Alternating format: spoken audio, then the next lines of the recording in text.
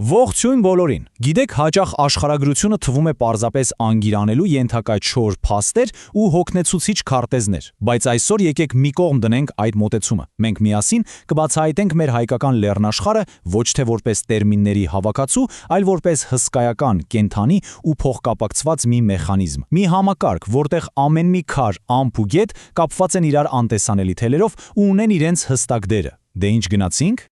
Ուրեմն, եկեք խորանանք այս ամենի մեջ։ Դասագրքում մի շատ հավես, բայց ֆունդամենտալ միտք կա։ Ամեն բան սկսվում է ճանաչողությունից։ Սա պարզապես գեղեցիկ հնչող նախադասություն չէ, հավատացեք։ Սա մեր ամբողջ այսօրվա վերլուծության հիմքն է։ Որովհետև տրամաբանական է, չէ՞։ Եթե մենք ուզում ենք զարգացնել մեր երկրի տնտեսությունը, ճիշտ կառավարել ռեսուրսները կամ պարզապես պահպանել բնությունը, մենք նախ պետք է շատ լավ հասկանանք այն հողը, որի վրա կանգնած ենք։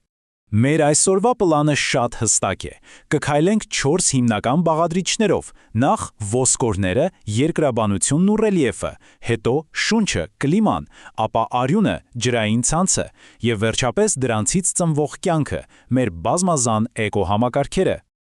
Եվ այսպես, սկսենք հենց հիմքից։ Բաժին առաջին՝ ոսկորները, լեռնաշխարհի երկրաբանությունն ու ռելիեֆը։ Նախ փորձենք հասկանալ, որտեղ ենք մենք գլոբալ քարտեզի վրա։ Հայկական լեռնաշխարհը տեղակայված է միջին լայնություններում մեր արևադարձային գոտում։ Ինչ է սա նշանակում մեզ համար գործնականում։ Պարզապես այն, որ արևի բարձրությունը տարվա ընթացքում այնքան դինամիկ է փոխվում, որ մենք վայելում ենք տարվա 4 եղանակների շատ հստակ հերթափոխ։ Բայց սա ամենը չէ։ Մեր տարածքն ուղղակի սարերի պատահական կույտ չէ։ Այն երկրաբանորեն չափազանց ակտիվ մի հսկա լաբիրինթոս է։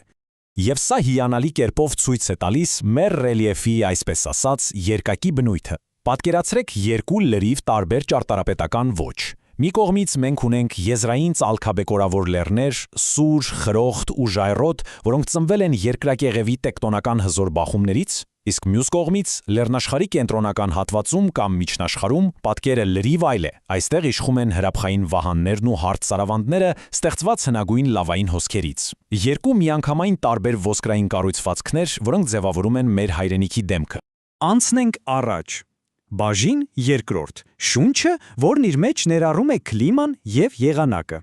Եկեք տեսնենք, թե ինչպես են այս ոսկորները ազդում օդի վրա։ Հիմա մի այսպիսի հարց. նկատել եք, թե ինչպես է ձմռանը մեր խոշոր քաղաքներում օդը երբեմն դառնում անտանելի, նույնիսկ վտանգավոր աստիճանի աղտոտված։ Թվում է, թե սարերում ենք ապրում, մաքուր օդ պետք է շնչենք, չէ՞։ Բայց արի ու տես, որ այստեղ մի թաքնված աշխարհագրական ծուղակ կա։ Ինչն է ստիպում այդ խիտ մուգ սմոգին կանգնել հենց մեր գլխավերևում ու չցրվել։ Ուրեմն ամենակարևոր կետն այն է, որ սրա մեղավորը մթնոլորտային մի երևույթ է, որը կոչվում է ջերմաստիճանային շրջադասություն։ Նայեք, տրամաբանորեն ինչքան բարձրանում ես, այնքան օդը պետք է ցրտի, ըմպես չէ, բայց մեր գոգավորություններում ձմռանը լրիվ հակառակն է տեղի ունենում։ Սառը, ծանր օդը իջնում է հովտի հատակը, իսկ նրա վրայով սկսում է շարժվել տաք օդի շերտը։ Ստացվում է մի տեսակ բնական ջերմոցային կափարիչ, եւ վերջ, քաղաքի ամբողջ արտանետումներն ու ծուխը մնում են այդ թակարդում ու չեն կարողանում դուրս գալ։ Սա այն պարզ օրինակն է, թե ինչպես են բնության օրենքներն ու մարդու գործունեությունը ուղիղ բախվում իրար։ Եկեք շարժվենք առաջ եւ տեսնենք, թե ինչպես է այս ամենը կապվում ջրի հետ։ Բաժին երրորդ՝ արյունը, մեր լեռնաշխարհի գետերն ու լճերը։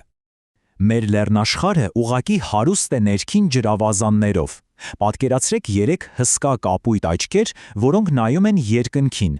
Վանա, Ուրմիա եւ Սևանա լճերը։ Նրանցից յուրաքանչյուրն ունի իր ուրույն բնավորությունը։ Սևանը գրկված է հրաբխային վահաններով, իսկ մյուսները սնվում են բազմաթիվ գետերով։ Օրինակ, թեև Վանա լիճն ինքնին անհոս է, բայց նրան թարմություն ու կյանք են տալիս Խոշաբն ու Բերքրի գետերը։ Իդեպ հենց Բերքրի գետի վրա է աղմկում մեր լեռնաշխարհի ամենասիրուն հրաշալիքներից մեկը՝ Բերքրի ջրվեժը։ Այս լեռնային գետերը զարկերակների պես կարևոր են, հատկապես մեր եզակի ձկնաշխարհի ու էկոհամակարգի պահպանման համար։ Բայց գիտեք, մեր սարերը, ջուրը միայն իրենց չեն պահում, նրանք առատաձեռնորեն կիսվում են նաև հարևանների հետ։ 1900 Սա ուղղակի պատահական թիվ չէ, սա հզոր Տիգրիս գետի երկարությունն է կիլոմետրերով։ Պատկերացնում եք, այս ջրային հսկան սկիզբ է առնում հենց մեր արևելյան Տավրոսի լեռներից, արևմտյան եւ արևելյան Տիգրիս վտակների միախառնումից ու հոսելով դառնում ամբողջ հարավ-արևմտյան Ասիայի կարևորագույն ջրային երակներից մեկը։ Ուղղակի ապշեցուցիչ են այս մասշտաբները։ Եվ այսպես, մենք հասնում ենք մեր վերջին կանգառին, բաժին 4, կյանքը, ինչպես նաև գոտիականությունն ու կենսաբազմազանությունը։ Լեռներում կյանքը շատ խիստ, բայց միաժամանակ հիասքանչ օրենքներով է խաղում։ Ամենակարևորը վերընթաց գոտիականությունն է։ Քանի որ մենք լեռնային տարածք ենք, արևի ջերմությունն ու տեղումների քանակը կտրուկ փոխվում են ամեն մի մետր դեպի վեր բարձրանալիս։ Հիմա կենդանիներն իհարկե ավելի շարժուն են, կարող են տեղաշարժվել տարբեր գոտիներով, բայց հողն ու բույսերը շատ խստորեն գանված են իրենց բարձրության նիշերին։ Դա ստեղծում է կյանքի մի հստատ, շերտավոր կառուցվածք, նման մի հսկայական բնական շերտատորթի։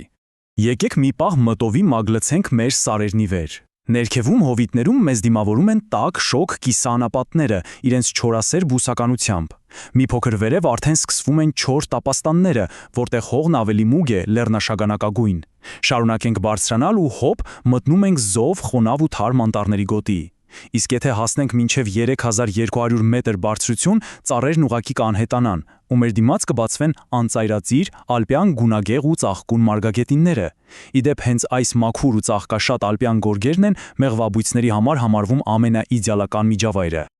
Այս անհավանական բազմաշերտությունը հայկական լեռնաշխարհը դարձրել է իսկական էկոլոգիական խաչմերուկ։ Պատկերացրեք, այստեղ միախառնվում են միջերկրածովյան, իրանական, կովկասյան, անատոլիական ու արևելաեվրոպական բուսակենդանական աշխարհները։ Սրա շնորհիվ մենք ունենք կենսաբազմազանության գլոբալ թեժկետ։ Այստեղ պահպանվել են էնդեմիկ, այսինքն միայն այստեղ հանդիպող եւ ռելիկտային հնագույն դարաշրջաններից պահպանված եզակի տեսակներ։ Մի բան, որն իսկապես հպարտանալու եւ ուսումնասիրելու առիթ է տալիս։ Հիմա այն, ինչ իսկապես հետաքրքիր է այստեղ, այն փաստն է, որ մեր բնությունը մինչև հիմա էլ լրիվ ու վերջնականապես բացահայտված չէ։ Հավատում եք։ Մի կողմից մենք ունենք այնպիսի փառահեղ խոշոր քացնասուններ, ինչպիսիք են հպարտ մուֆլոնն ու բեզոարյան այծը։ Իսկ մյուս կողմից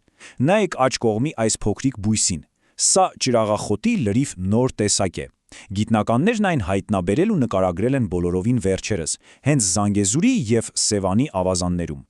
Այսինքն պատկերացնում եք, գրեթե ամեն տարի մեր երկրում հայտնաբերվում են գիտությանը մինչ այդ լրիվ անհայտ, բոլորովին նոր կենդանիներ և բույսեր։ Ուղղակի ֆանտաստիկ է։ Եվ այս ամենը մեզ բերում է հենց այն կետին, որտեղից մենք այսօր սկսեցինք։ Հայկական լեռնաշխարհը պարզապես գծեր ու գույներ չէ քարտեզի վրա։ Դա քարի, օդի, ջրի ու կյանքի մի ահռելի կենդանի մեխանիզմ է, որը մենք դեռ շարունակում ենք բացահայտել։ Եթե մենք հասկանում ենք, թե ոնց են աշխատում լեռնային օդային հոսանքները, ոնց են սնվում մեր գետերը եւ ինչու են կոնկրետ բույսերը աճում կոնկրետ բարձրության վրա, մենք ստանում ենք հզորագույն մի գործիք։ Եվ հարցն այժմ ձեզ է ուղղված։ Ինչպես եք դուք կիրառելու այս գիտելիքները մեր բնօրանը ճանաչելու, մեր էկոհամակարգերը պաշտպանելու եւ մեր հայրենիքի տնտեսական ապագան հզորացնելու համար։ Մտածեք այս մասին։ Շնորհակալություն, որ այսօր ինձ հետ էիք։ Միշտ նոր հանդիպում եւ նոր բացահայտումներ։